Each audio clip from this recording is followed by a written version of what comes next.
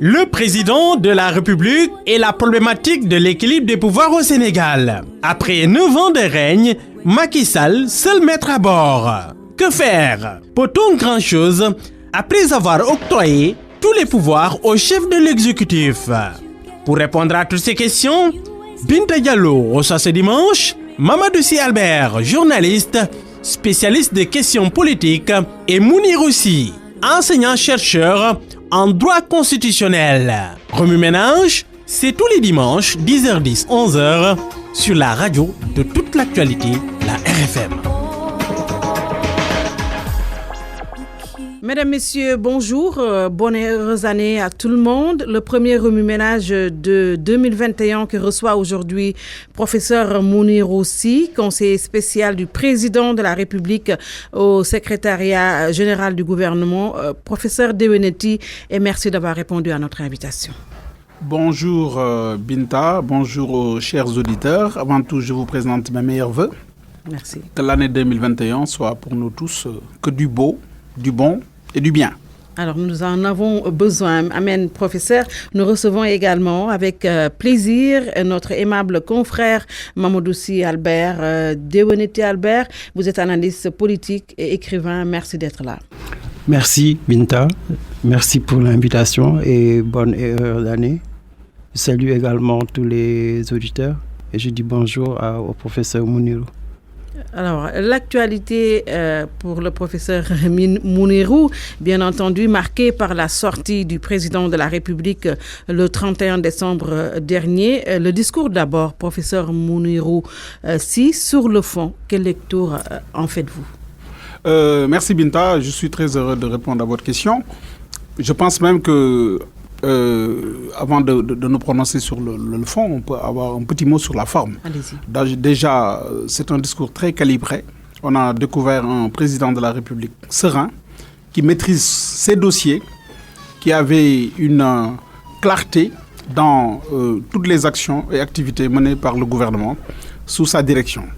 Donc, du point de vue de la forme, c'est un discours très concis, très ciblé et très fast-track, comme il l'a dit. Dans le fond, je pense qu'il a passé en revue tous les domaines de la vie sénégalaise, bien avant même la pandémie, parce que la pandémie nous a frappés à partir de mars.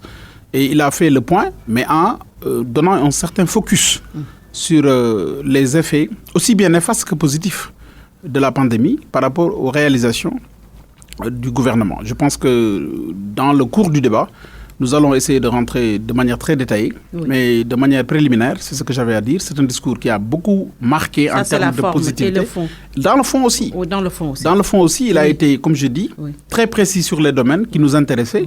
L'école, la santé, en remerciant les enseignants et les universitaires, enseignants universitaires, enseignants de l'école et du lycée, du collège, par rapport à leur abnégation et à leur patriotisme pour sauver l'année, malgré la difficulté de l'ensemble de ces structures-là. Les agents et acteurs de la santé surtout, et acteurs de la santé, parce que sans eux, vraiment, on n'aurait pas connu ce résultat-là. Absolument, oui. Et les forces de l'ordre, naturellement. Quand il parlait de tous les organes des secteurs publics, il voulait faire allusion aux forces de l'ordre qui ont, n'oublions pas, pendant le couvre-feu et l'état d'urgence, c'était la période de Ramadan. Ils n'ont même pas eu le temps de prendre le ndogou avec leur famille. Ils étaient tout le temps dehors pour préserver notre santé et nos biens. Absolument. Nous allons y revenir. En attendant, Albert, votre point de vue sur le discours du président de la République, le traditionnel discours à la nation. Bon, moi je dirais que sur la forme de la communication politique, il reste beaucoup à faire. Parce qu'il y a une superposition de deux événements. Il a fait un discours, ensuite il a fait une conférence de presse. Pour l'essentiel, il y a un problème d'ajustement dans la politique de communication du chef de l'État. Peut-être qu'on va y revenir. Autant certains ont écouté le président en tant que président qui s'adresse à sa nation, autant d'autres n'ont pas du tout suivi la conférence de presse. Donc, ces deux événements qui se superposent, il y a un problème de rationalisation de la communication politique du président de la République. Maintenant, sur les questions de fond, je crois qu'il est resté fidèle à lui-même. Il a décliné son programme politique, il a décliné ses priorités. C'est maintenant clair, comme il l'a dit, son chemin est clair pour lui. Il a tracé son chemin, c'est clair. Maintenant, c'est clair également que ce chemin qu'il a emprunté suscite déjà des interrogations, des questionnements. Est-ce que le président Macky Sall est dans un état d'esprit d'engager véritablement des réformes, les réformes auxquelles les Sénégalais s'attendent, Absolument. Que ce soit la gouvernance, que ce soit la gestion économique, que ce soit le rapport qu'il a avec son pouvoir, avec son peuple. Donc les questions de réforme, à mon avis, restent entières. Oui, et nous allons d'ailleurs y revenir sur ces ruptures promises par le chef de l'État aux Sénégalais. Il y a ensuite, j'allais dire, professeur Mounirou aussi, la conférence de presse qui a été quand même riche en renseignements, mais beaucoup quand même, beaucoup de petites phrases, je ne vais pas dire assassines du chef de l'État qui ont été décryptées ça et là. D'abord, sur le régime hyper-présidentiel, Macky Sall dit qu'il n'entendait pas faire moins que Senghor, moins que Diouf, moins que Wade. Oui, régime. En fait, phrase assassine, je ne dirais pas non, mais c'est des conceptions assez clarifiées. C'est-à-dire, quand il parle de système équilibré, ça prouve simplement que la séparation des pouvoirs au Sénégal, du point de vue des textes, du point de vue du fonctionnement des institutions, est une réalité. Parce que l'Assemblée nationale, le Parlement... C'est pas ce que dit le président, en tout cas. C'est pas ce qu'il dit. Oui. Il dit que nous sommes dans un système équilibré. Il l'a dit. Et c'est ce que je suis en train d'expliquer. Le système équilibré, ça veut rien dire que... Ça veut juste dire, du moins, que l'Assemblée nationale fonctionne de manière autonome en tant qu'institution parlementaire. La justice rend ses décisions. L'armée exerce ses prérogatives pour assurer et rassurer les Sénégalais en termes de sécurité et de paix. Et troisième élément, l'exécutif travaille sous la bannière du chef de l'État. Maintenant, faire moins que Senghor, que Abdou Diouf ou Abdoulaye Wade, il faut maintenant lire les textes et ce que j'appelle le déroulé de l'effectivité de la séparation des pouvoirs. Un système qui marche, on peut le consolider. Les gens me parlent de réforme. On réforme ce qui ne marche pas. Mais pour l'instant, plein de choses marchent. Pourquoi on devrait parler de réforme? Il y a la consolidation. Parce que ce qu'il faut noter dans le discours du chef de l'État, beaucoup de gens ont pensé qu'il y a trop de pouvoir entre les mains d'un seul homme. Non, c'est-à-dire il faut accepter le régime dans lequel on est. C'est un régime présidentialiste. Parce que le régime présidentialiste montre que si toutefois que l'Assemblée nationale change de bord, le président de la République, malheureusement pour l'instant, on n'a plus de Premier ministre, mais ça prouve simplement que si l'Assemblée nationale change de parfum politique, change de couleur politique, le gouvernement suit. Sinon, il y aurait un blocage, une ingouvernementabilité. Raison pour laquelle quand les gens parlent de présidentialisme à outrance, il faut relativiser un peu. Autre chose, il a parlé de réforme quand il parle du code de la presse. Les décrets d'application, c'est pour aller vite. Quand on parle de réformer le système sanitaire en mettant en place des structures sanitaires, des équipements et des formations. Si ce n'est pas ça des réformes, parlez-moi dites-moi ce que c'est qu'une réforme. Oui, depuis qu'on nous parle de réforme, quand même, c'était du réchauffé. Hein? Non, ce n'est pas du réchauffé, c'est des réalisations. Oui, quand ce sont des projets. Non, le discours, il faut le lire sous deux angles. L'angle des réalisations et l'angle de la projection. C'est ce que je dis. Les réformes font partie des projections. Absolument. Oui. Donc, du coup, les gens disent qu'il n'y a pas de réforme. Il a énoncé des réformes, mais pas toutes les réformes que les gens attendaient. Lui, il a son agenda étatique qui n'est pas un agenda politique. Donc, à partir de ce moment-là, il a montré ce qu'il a fait pendant l'année 2019-2020 et qui continue, parce que c'est la continuité, en annonçant de nouvelles choses qui vont arriver. Aussi bien dans le domaine de la sécurité, dans le domaine de la santé, dans le domaine de l'éducation, mais aussi et surtout dans le domaine institutionnel. En tout cas, beaucoup de gens ont dit, Mamoudou Sy Albert, que le président, à travers son discours et sa conférence de presse, n'entendait pas faire dans l'équilibre des pouvoirs. Moi, je crois que c'est maintenant clair. C'est maintenant clair que Macky Sall ne va pas modifier la nature du régime politique sénégalais. C'est clair, il n'y a plus de doute. Il s'est fait une religion. Maintenant, l'opposition également s'est faite sa religion. Le modèle sénégalais, il a touché sa limite. Aujourd'hui, tout le pouvoir est concentré entre les mains du président de la République. C'est lui qui gère l'État, c'est lui qui gère son parti, sa coalition, même le jeu politique, il dépend du président de la République. Même le fait d'aller faire la cour à des opposants pour les intégrer dans l'opposition, c'est le président qui est le chef. Il est chef de l'État, chef également du jeu politique. Mais c'est de cela que les Sénégalais ne veulent plus depuis 2000. Maintenant, pour moi, Macky Sall a tranché ce débat. Il a choisi.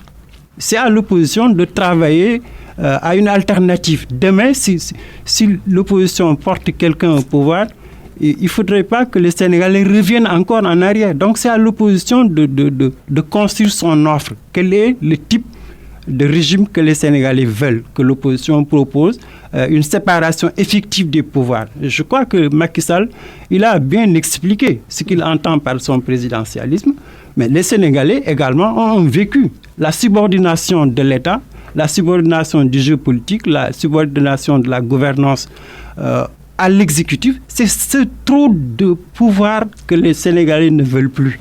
Maintenant, le président a choisi son chemin. Je pense que là, c'est à l'opposition quand même de se mettre à la hauteur et d'offrir une offre politique alternative à ce régime-là. Maintenant, sur les questions de réforme de fond, ce n'est pas seulement la réduction des pouvoirs du président de la République, c'est la nature de la gouvernance. Aujourd'hui, on rentre dans la décentralisation. Quel est le résultat de la décentralisation? On n'est pas tellement avancé. Donc, il y a une réforme. Il faudrait que le Sénégal accepte d'évaluer la décentralisation, et en même temps, donc, évaluer l'acte 3 et essayer de voir quel est l'avenir. Parce qu'actuellement, honnêtement, vous regardez les régions, vous regardez les maires. Mais regardez les maires, quel pouvoir un maire a aujourd'hui au Sénégal? Quand tu es maire, tu te bats pour être député. Quand tu es maire, tu te bats pour être ministre. Quand tu es maire, tu te prépares à aller dans le jeu politique pour être président de la République. Donc, ça veut dire qu'il faut décentraliser réellement le pouvoir politique. Il y a une réforme courageuse. Macky Sall, il a choisi là également une option. Elle n'est pas suffisante. Il faut aller plus loin dans la décentralisation. Et je crois que l'opposition devrait quand même offrir quelque chose aux Sénégalais en termes de réforme de la décentralisation. Maintenant, il y a les autres réformes qui sont des réformes importantes. Là. Prenons par exemple la question du modèle économique qu'on a. Comment réformer notre relation avec la France, avec les bailleurs de fonds? Mais ce n'est plus tenable. Ce modèle-là, il a échoué. On a cité l'agriculture, on a cité tellement de secteurs, mais demain, on va citer les ressources humaines, le pétrole, le gaz. On ne va pas maîtriser. Parce qu'on est dans un modèle où le Sénégal ne peut pas s'en sortir. Oui. Les normes sont telles que si on ne réforme pas notre relation de coopération, je ne vois pas comment le Sénégal pourrait être maître de ces ressources. En tout cas, ces réformes-là, professeur Mouniroussi, étaient au cœur du programme du candidat Macky Sall dans le Yoonu Yokkute. Et à l'arrivée, on a vu ce que ça a donné. Pas trop de rupture, pas trop de réformes. Nous sommes encore à l'état de projection. Et également sur d'autres questions par rapport au corps de contrôle de l'État durant la conférence de presse, le président quand même n'a pas également trop convaincu au vu de sa réaction. Non, moi je suis à l'opposé de ce que vous avancez. Le président de la République a procédé à une métamorphose totale en termes de changement de paradigme. Rien qu'au niveau social. Regardez l'équité sociale. Au niveau territorial. Allez dans le Fouta, allez dans le sud du Sénégal, il y a une métamorphose totale du point de vue infrastructure, tant transportuaire qu'institutionnelle. Deuxième chose, au niveau de l'école, l'effort qui a été consenti en faveur des enseignants en l'espace de 5 ans, ça n'a jamais été comptabilisé depuis que le Sénégal est le Sénégal. En termes de construction d'écoles, de lycées, de collèges, d'universités, quand même, en termes d'injection d'argent, de construction infrastructurelle, la rupture, elle est là. Deuxième chose, les 6 000 abris provisoires sont toujours là aussi. Il y en aura toujours. Parce que tout simplement, la démographie sénégalaise augmente 4 fois plus que l'économie du Sénégal. Donc, il va falloir par contre y aller avec courage, à bras le corps pour l'affronter. On constate les faits qui sont là. Et c'est pour ça qu'on parle d'État. L'État est là pour assouvir nos faim, amoindrir nos souffrances le maximum possible. Maintenant, ce qu'il faut retenir, c'est que dans un régime tel que le régime sénégalais, qui est actuellement le régime des États unitaires, le président de la République, c'est la clé de voûte des institutions. Il est la clé de voûte. Et pour cela, ces pouvoirs ne doivent pas être des pouvoirs assimilables à d'autres qui sont des institutions inférieures. Ce qu'il faut éviter simplement, c'est qu'il y ait une hypertrophie des prérogatives au niveau du président de la République. Deuxième chose, gouverner. Est-ce qu'il n'y a pas cette hypertrophie? Non, il n'y en a pas. Dans la mesure où le Sénégal reste toujours un pays dans lequel les pouvoirs institutionnels sont équilibrés. L'Assemblée nationale a son agenda, déroule son programme budgétaire, vote le budget, les députés prennent la parole, amendent, critiquent, rejettent et valident. Il n'y a que ça pour les députés. Non, l'Assemblée nationale a 3 prérogatives.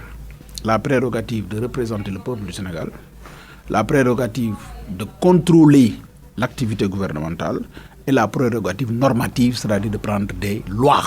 Et ces 3 prérogatives-là, le Parlement les exerce. Maintenant, suffisamment, effectivement, ça c'est autre chose. Mais nous n'avons plus de Premier ministre qui va rendre compte devant le Parlement. On en a besoin. Le Sénégal a eu à fonctionner pendant 8 ans sous Senghor sans Premier ministre et pourtant le Sénégal a avancé. Le Sénégal a fonctionné sous Abdou Diouf sans Premier ministre, le Sénégal a avancé. La notion du Premier ministre, c'est vrai, son rôle n'est pas à rejeter, il a un rôle important dans le dispositif, mais cela n'a pas empêché au Sénégal d'avancer. Depuis que le Premier ministre n'est pas là, le Sénégal n'est pas dans une logique de rétrogradation ou bien de statu quo.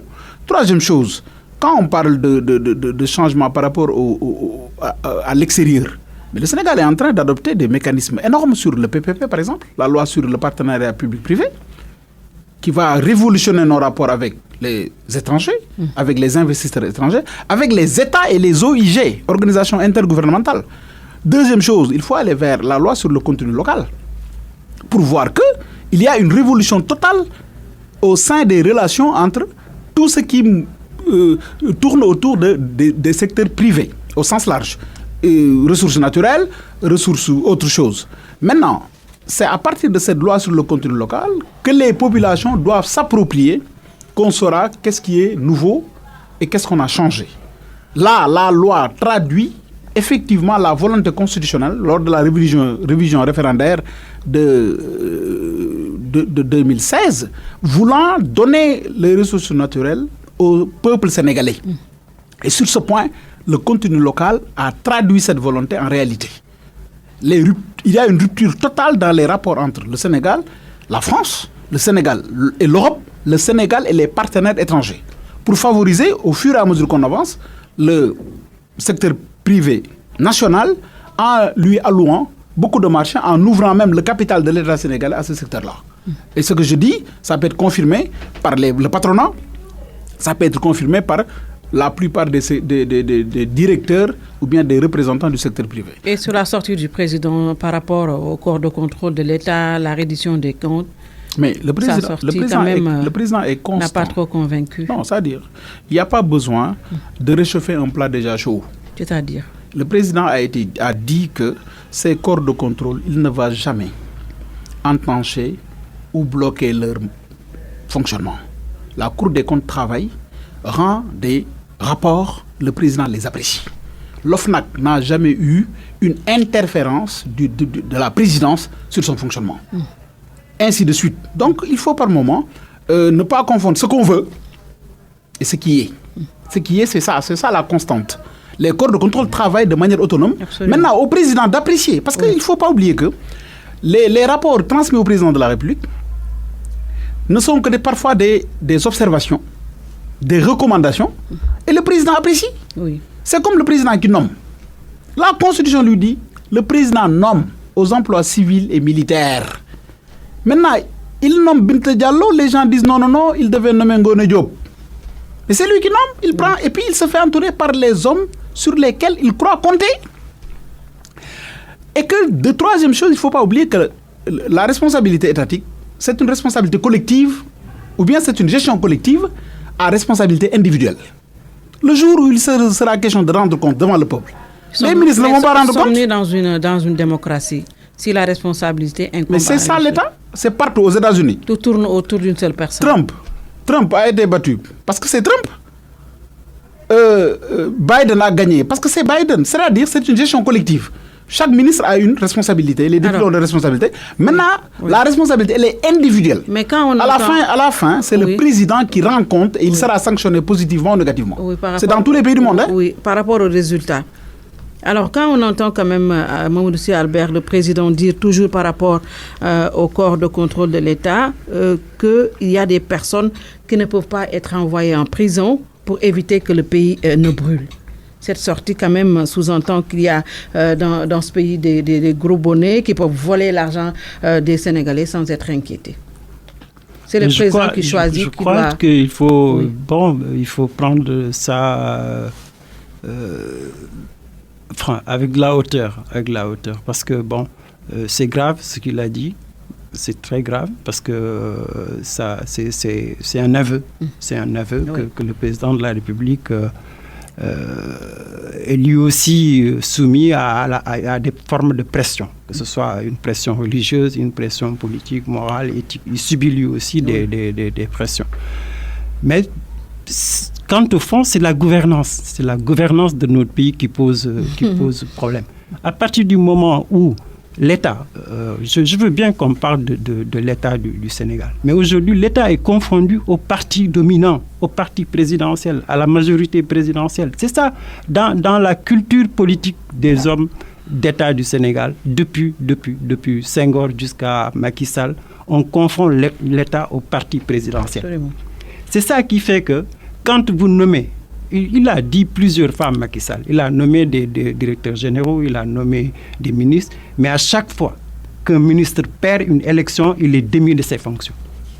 Ça, c'est un exemple patent de la subordination des partis politiques, du jeu politique au pouvoir du président de la République. De ce point de vue, mais il est évident que Macky Sall, s'il se hasarde à mettre en prison tous les gens qui gèrent mal, il va en mettre beaucoup en prison. Donc là, il y a un aveu, mais il y a aussi lieu de s'interroger sur sur notre État, notre rapport, le rapport de l'homme politique au pouvoir. C'est ça qui bloque. C'est ça qui fait que nous n'avançons pas, par exemple, dans la lutte contre la corruption. Pourquoi ? Mais c'est parce que le système politique dans lequel on est, c'est vraiment l'accaparement du pouvoir par celui qui arrive au pouvoir. Le président, c'est lui qui est, comme il l'a dit, la clé de voûte des institutions. Mais c'est lui aussi le régulateur du politique, du social, du culturel, du religieux. Mais cette personne-là, mais à un moment donné, il devient l'otage du système. Autant il domine le système, autant le système le domine. Et c'est ce qu'on est en train de vivre. Et je crois que c'est ça que les Sénégalais attendaient. Macky Sall n'avait aucune raison de continuer le modèle de Senghor. Aucune. Oui. Il a vécu l'échec d'Abdou Diouf, il a vécu l'échec d'Abdoulaye Wade. Mais s'il croit qu'il ne va pas échouer, il se trompe. Maintenant, on peut comprendre ses intérêts à lui. Il a choisi un modèle. Mais c'est sûr et certain que ce modèle-là, mais il a des preuves que ce système-là ne marche pas. Il faut arriver à une séparation effective des pouvoirs. Il faut qu'on mette en place une gouvernance qui mette tous les Sénégalais sur le même pied d'égalité, que la justice soit indépendante. C'est ça qu'on attend du président. Malheureusement, c'est vrai, je comprends la déception des citoyens, mais c'est à l'opposition de sortir le Sénégal de ce cycle-là. C'est possible d'avoir une séparation du pouvoir, c'est possible de mieux gérer ce qu'on a. C'est possible aussi, prenons le cas de ce qui va venir, cette gestion qui ne peut pas être transparente, qui ne peut pas lutter contre la corruption. Mais le Sénégal est en train de basculer avec les ressources qui se dessinent à l'horizon. Si on ne se prépare pas, c'est sûr et certain que ce soit le pétrole, que ce soit le gaz, que ce soit les autres matières premières, ça va être exactement ce qu'on a avec l'arachide. Regardez, Macky Sall a avoué que la Sonacos doit être réformée. Oui. Mais pourtant, on a les meilleures productions cette année, on a une meilleure organisation, mais pour l'essentiel, même la Sonacos ne s'en sort plus. Donc, il y a des trafiquants qui vivent de la filière de l'arachide. Mais ça, ce n'est pas une nouveauté. C'est même un responsable politique de l'APR qui l'a dénoncé devant l'Assemblée nationale. Oui, mais quand même, le président a quand même annoncé, professeur Mounirou, des réformes au plan judiciaire. Il a même annoncé le projet d'un parquet financier. Mais les gens se sont quand même dit à quoi ça va servir, quelle sera encore l'utilité d'une telle structure si tout continue de tourner autour du président de la République qui, semble-t-il, a toujours le dernier mot. Oui, mais c'est le seul qui a été élu en dehors des députés au suffrage universel direct, et c'est le chef de l'État. Et encore une fois, je vous disais tout à l'heure que gouverner, c'est décider. Et décider, c'est choisir. Il a choisi son modèle. Ce modèle-là, on va s'y reconnaître. Il a choisi de protéger des délinquants économiques pour ne pas que le pays brûle. Non, c'est pas ça. Il a choisi de mettre des dossiers... C'est pas ça. Je donne un exemple. Je donne juste un exemple. Lorsqu'il a été élu pour la première fois en 2012, il y avait une demande populaire consistant à la reddition des comptes. Absolument. Figurez-vous qu'il y ait 40 autorités qu'on soupçonnait d'avoir détourné, parce que c'est toujours dans ce qu'on appelle le principe de la présomption d'innocence. 40 personnes soupçonnées de détourner de l'argent. Alors, on nous avait... Non, laissez-moi terminer mon argumentaire. Il y avait 25 admettons qu'il soit 20. Oui. 20 personnes disséminées à travers le Sénégal. Sur le principe, moi, je suis pour la reddition des comptes parce que je suis contre la gabégie, je suis contre le détournement des deniers publics. Ça, c'est clair et précis. Et je ne suis pas le seul au Sénégal. Tous les Sénégalais sont contre ça. Je ne peux pas être plus nombriliste que les autres. Mais que tu puisses emprisonner 20 personnalités de différentes régions. Mais tu vas susciter des soulèvements. Imaginez-vous, rien que Karim Wade qui a été inquiété, une frange de la population était contre. Vous en prenez 20 de la Casamance, de Dagana, de Thiaroye, de Pikine, de Louga, de ceci, de cela, mais tu deviens toi-même l'auteur d'une ingouvernementabilité. C'est pourquoi il faut y aller avec intelligence, prudence et mesure. Parce que gouverner aussi, c'est aller dans le discernement et là, dans le dépassement. Deuxième chose, on a parlé du parquet financier. Mais c'est pour montrer que le contrôle sur la gestion des comptes publics est toujours là. Et moi-même, je voulais qu'on aille plus loin. Il y avait ce qu'on appelait la Cour de discipline budgétaire qui existait. On peut restaurer ça en essayant de donner un cachet judiciaire aux décisions rendues par les corps de contrôle. En dehors de la Cour des comptes, les autres ne sont que des actes administratifs, des recommandations administratives. Mais la Cour de discipline budgétaire donne des décisions frappées de l'autorité de la chose jugée. On peut aller vers ça pour contrôler tout ce qui est détournement, enrichissement illicite, ainsi de suite. Troisième chose, lorsqu'il a été question de gérer ce pays-là, les gens parlent d'échec. Moi, je ne parle pas d'échec. Le Sénégal n'a pas échoué sous l'empire de Macky Sall. La preuve, lorsque la Covid est née, après 10 mois, le Sénégal a été parmi les pays les mieux notés au monde. Parce que la gestion était sérieuse. Ça a prouvé quoi? Que nous avons un système que beaucoup de personnes nous envient. Mais nous sommes dans une logique toujours de vouloir plus, ce qui est normal. Quel système sanitaire? Oui.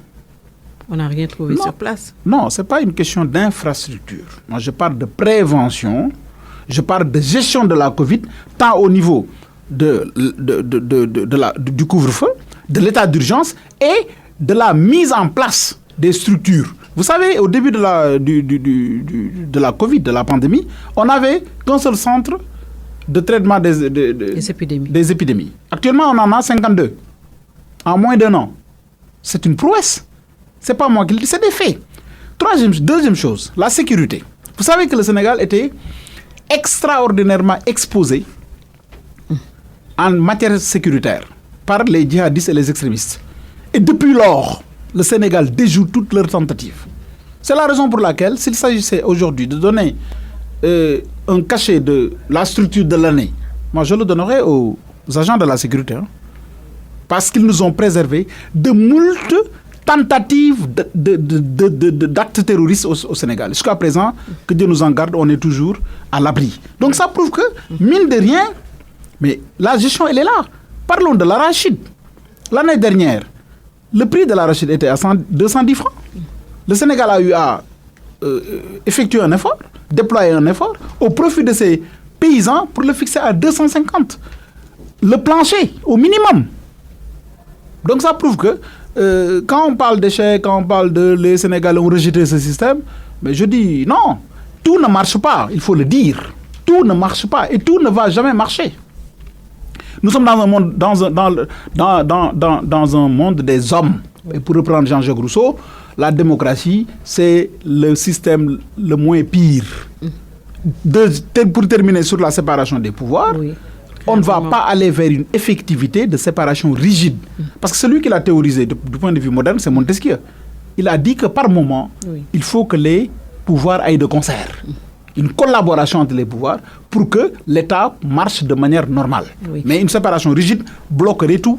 Finalement, un jeune président né après les indépendances qui avait promis quand même beaucoup de réformes, beaucoup de ruptures et qui, à l'arrivée, Mamadou Sy Albert n'a pas cette volonté, on ne l'a pas senti quand même, de rompre avec la patrimonialisation du pouvoir.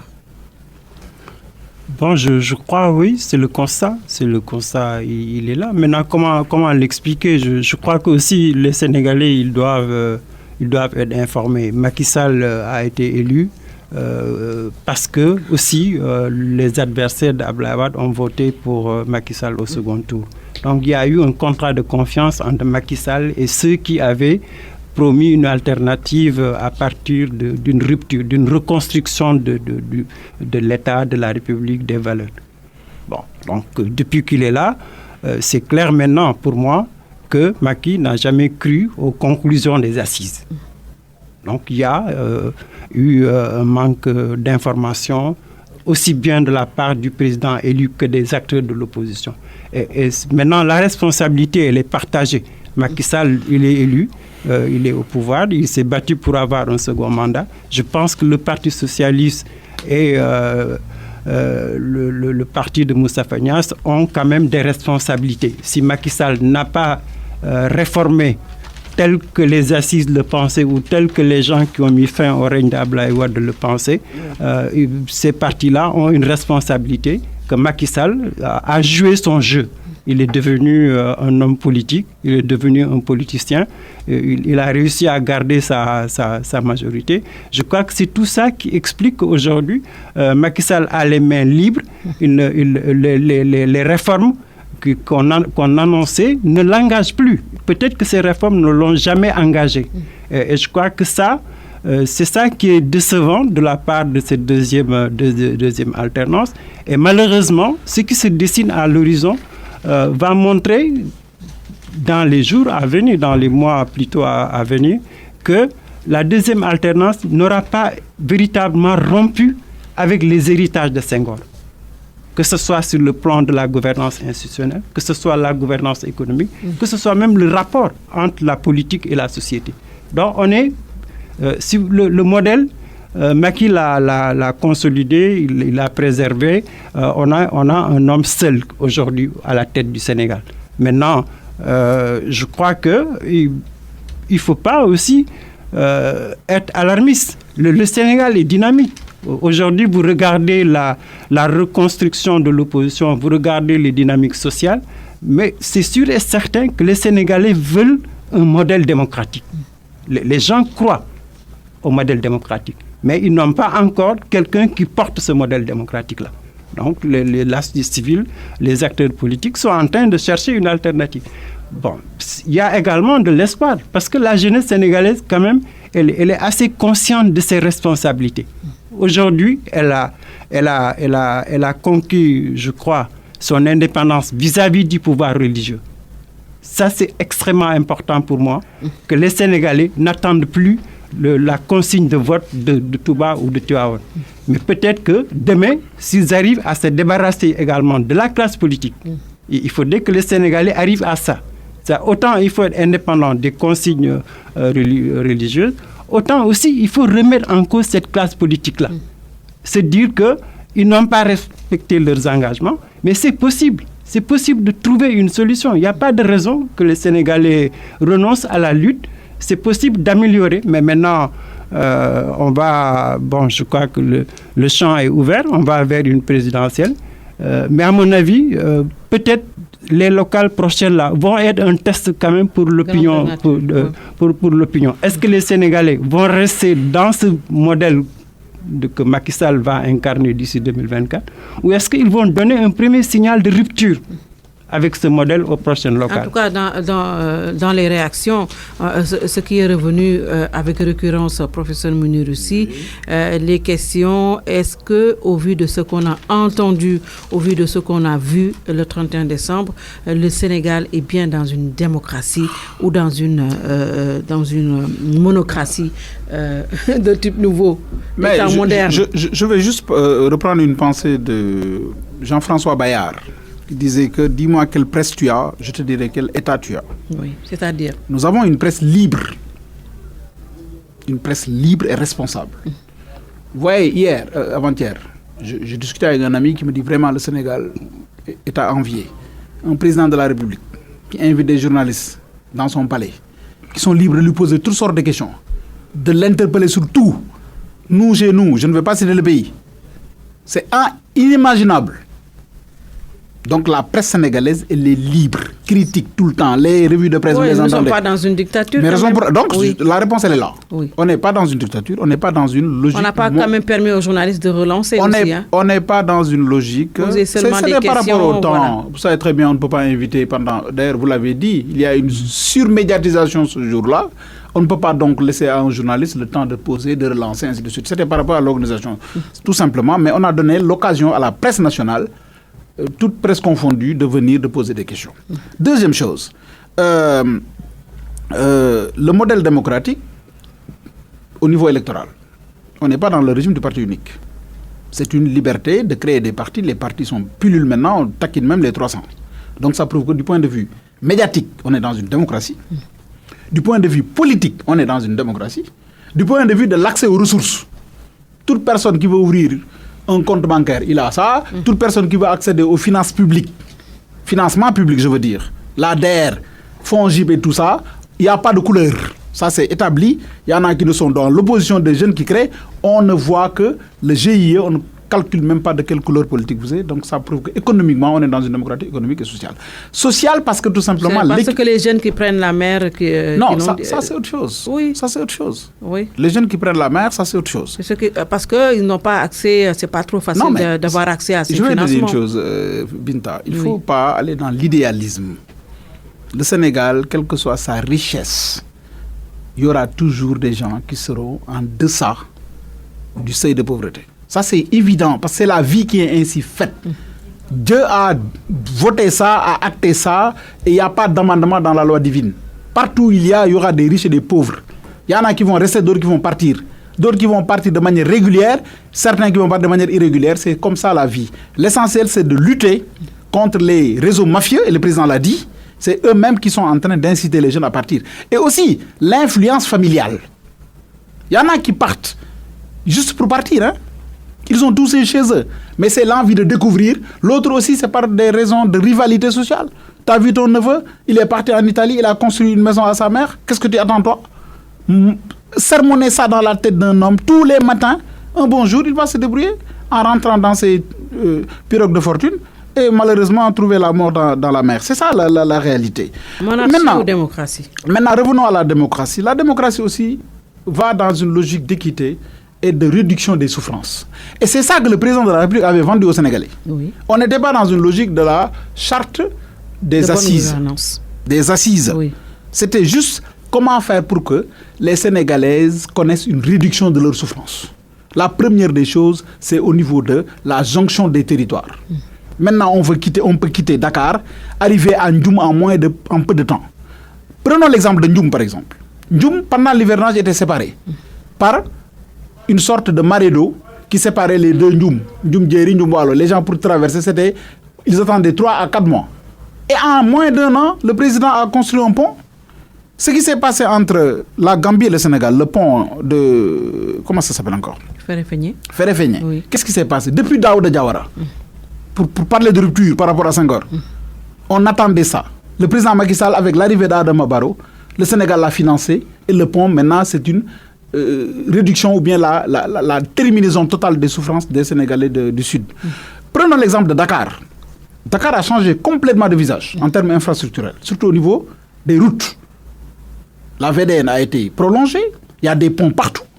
Le BRT va arriver sous peu. Les ponts ne se mangent pas en tout cas. Mais ça n'a rien changé à la cherté de la vie. En matière économique, c'est la rapidité des mouvements qui crée la production. Tant qu'on n'est pas dans une logique de quitter Mbour à 6 h du matin, venir vendre son poisson à Dakar et retourner à Mbour à 8 h, le Sénégal est toujours dans une logique de statu quo. Donc c'est ça que le président a compris, pour qu'il y ait une mobilité, pour que les activités bougent. Et c'est ça sa logique. Regardez l'autoroute à péage. On était à cher aux contribuables quand même. Ça, c'est la négociation devant lui. Oui. C'est ça, sa négociation devant lui. Oui.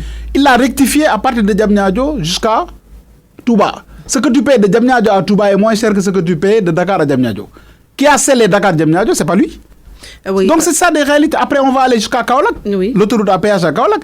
La voie de dégagement qui va aller jusqu'à Saint-Louis. C'est quasiment fini, ils sont à Léona. Léona Saint-Louis, c'est moins d'1 kilomètre, de 100 km. On va aller très vite. Donc, parce non, que, je veux terminer là-dessus.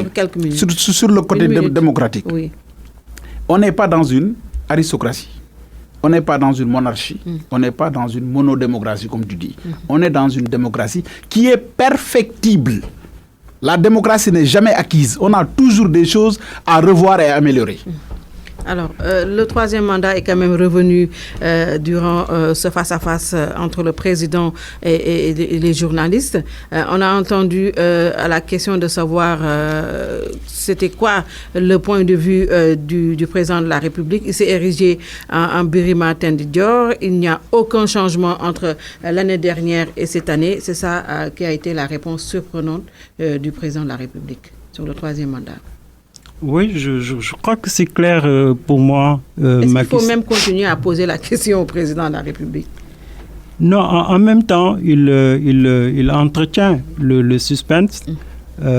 Mais en même temps, c'est vraiment ça, peut-être la force de Macky Sall. C'est quelqu'un qui fait endormir son opinion publique. Mais c'est clair que entre les lignes de ce discours constant, que je ne peux pas me prononcer parce que je suis élu, je mène mes politiques. Le moment venu, je vais m'adresser au peuple sénégalais. Mais ce discours-là, il a atteint ses limites. Le président sait très bien qu'objectivement, il est dans une dynamique d'un troisième mandat. C'est clair que Macky Sall sera candidat à la prochaine présidentielle. Maintenant, la stratégie, elle est là. Si Macky Sall se bat pour garder le Benno, pour élargir le Benno à Idrissa Seck et à d'autres, si Macky Sall se bat pour gagner les locales prochaines, mais Macky Sall, il ne peut pas présenter le bilan tel qu'il l'a présenté au 31 décembre. L'objectif de la transformation structurelle, l'objectif d'une unité nationale. Mais ce président-là, c'est inimaginable sur le plan politique qu'il dise aux Sénégalais « Je vous remercie, j'ai fait mes 2 mandats, je pars, je me retire ». C'est vraiment endormir les Sénégalais. On va vers 2024, Macky Sall sera candidat, il met le temps de construire son pouvoir, il met le temps pour organiser toutes les grandes batailles électorales qu'il a à gérer, et il sera candidat. Vous êtes catégorique. Non, c'est clair qu'il sera candidat. Maintenant, c'est à l'opinion publique, c'est aux acteurs politiques également de ne pas tomber dans ces pièges-là. Si Macky Sall, l'idéal aurait été que Macky Sall soit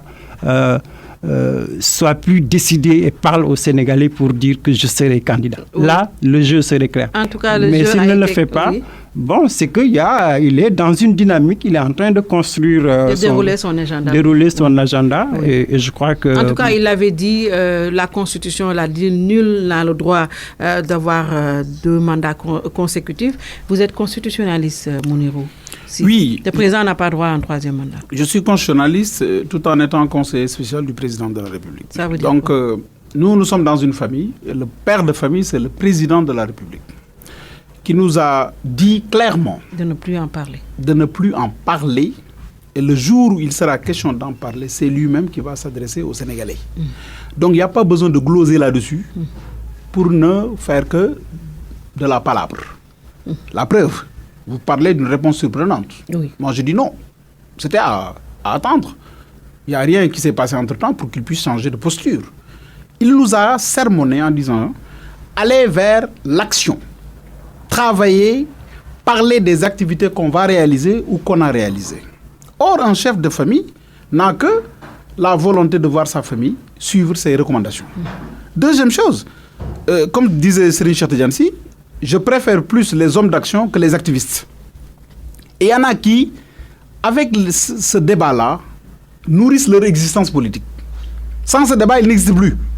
C'est la raison pour laquelle ils profitent de petites failles, de petits éléments pour rebondir en vue d'exister, d'aller vers les médias. C'est le cas, par exemple, de l'affaire de l'UNESCO sur l'homosexualité, patati, oui. Patata. Le président a clos le débat. Ils vont trouver demain un autre sujet pour exister. Nous n'allons pas leur donner cette opportunité parce que ce n'est pas la priorité. Le jour où il jugera nécessaire d'en parler, il va s'adresser aux Sénégalais et ce jour-là, chacun aura son commentaire. Mais il avait quand même dit que oui, je suis à mon second et dernier mandat. Est-ce qu'il ne pouvait pas le redire pour mettre fin à ce... Encore une fois, moi, je ne suis pas dans le cercle des dieux comme dans l'univers des dieux. Je ne sais pas ce qu'ils pensent. Oui, mais entre ce qu'on se dit et ce qu'ils pensent, il y a un fossé. Donc dire que c'est sûr qu'il sera candidat, comme l'affirme mon frère Albert Sy, ça n'engage que lui. Mais moi, je ne peux pas me prononcer sur sa pensée profonde. La seule chose que je peux dire, il nous a fait savoir, orientez-vous vers ce que je fais, vers ce que je vais faire, et la question du 3e mandat, ce n'est pas à débattre. Oui, allons vers le fast track, travaillons, c'est ça la priorité des Sénégalais. En tout cas, qu'il soit candidat ou pas, ça changerait quoi dans l'activité gouvernementale? Les gens ont des préoccupations. La Covid est là, il faut la combattre. On aurait pu passer à autre chose et ne pas rester on passe à autre chose. On passe à autre chose en attendant qu'il se prononce. C'est à quoi il nous invite. Passer à autre chose. En attendant, il élargit sa majorité présidentielle. En attendant, je vais vous dire pourquoi. Il met un terme à la fonction de ses partisans qui disent que le président n'a plus droit à un 3e mandat. En attendant, jusqu'à quand? 2024. Peut-être. Non, mais moi je crois que aussi il faut intégrer la personnalité de Macky Sall. Aujourd'hui, c'est l'incarnation du pouvoir. Oui. Et c'est clair que quand il interdit le débat en interne, il l'interdit au niveau du Bénin, mais c'est lui le maître du jeu. Donc c'est lui seul qui osera prendre la responsabilité de dire à ses partisans et à l'opinion publique qu'il est candidat ou pas. Maintenant, s'il ne le déclare pas, je crois qu'il y a, d'une part, comme je l'ai dit, il a une stratégie. Il est devenu assez doué en matière de gestion du jeu politique. Macky a eu une très grande expérience de la gestion. Gérer quand même le Parti socialiste, l'APR, la gauche, pendant 7 ans, engager un 2e mandat, ça c'est de la maturité. Donc il ne veut pas déstabiliser cette majorité-là. Maintenant, c'est vrai que aussi, moi je ne serais pas surpris. Je ne serais pas surpris qu'il se présente en 2024. Oui, c'est logique, c'est naturel. Oui. D'autant que on a l'expérience, quand même les gens oublient. On va vers le même cas de figure qu'Abdoulaye Wade en 2012. Il y a le Conseil constitutionnel quand même qui a tranché ce débat-là. Oui. Est-ce que Macky Sall est assez idiot sur le plan politique pour dire au Conseil constitutionnel, mais Abdoulaye Wade, vous lui avez donné la possibilité de se présenter, moi... Très bien. je veux dire qu'il joue sur le temps, mais le coup de massue, pour moi, vraiment qu'il prépare à l'opposition. Si jamais il gagne les locales et les législatives, je ne vois pas quelqu'un je ne vois pas quelqu'un l'arrêter. Je ne vois pas. Bon, moi, je vous dis... C'est quelques secondes. Oui, je ne suis pas dans cette logique. On lui laisse le temps de se prononcer. Ce jour-là, chacun ira à ses commentaires. Maintenant, l'ouverture vers l'ouverture du camp présidentiel, mais il va de soi. Un parti politique a 3 vocations. C'est d'exercer le pouvoir, de conquérir le pouvoir du moins, d'exercer le pouvoir et de conserver le pouvoir. En conservant le pouvoir, tu essaies le maximum possible d'intégrer tes adversaires politiques dans ton camp. Très bien. S'il a réussi ça, c'est parce que c'est un génie. Et vous l'avez reconnu, M. Albert. Vous avez même dit qu'il est doué en matière de gestion politique. Donc pour moi, comme le disait encore une fois mon maître en pensée, Cheikh Tidiane Sy, un leader politique doit être marqué par 2 choses, la maturité et le courage. Très bien. Professeur Mounirou Sy, conseiller spécial du président de la République au secrétariat général du gouvernement. Nous recevions également Mamadou Sy Albert, analyste politique et écrivain. Merci d'avoir suivi. Bon dimanche et déwénati.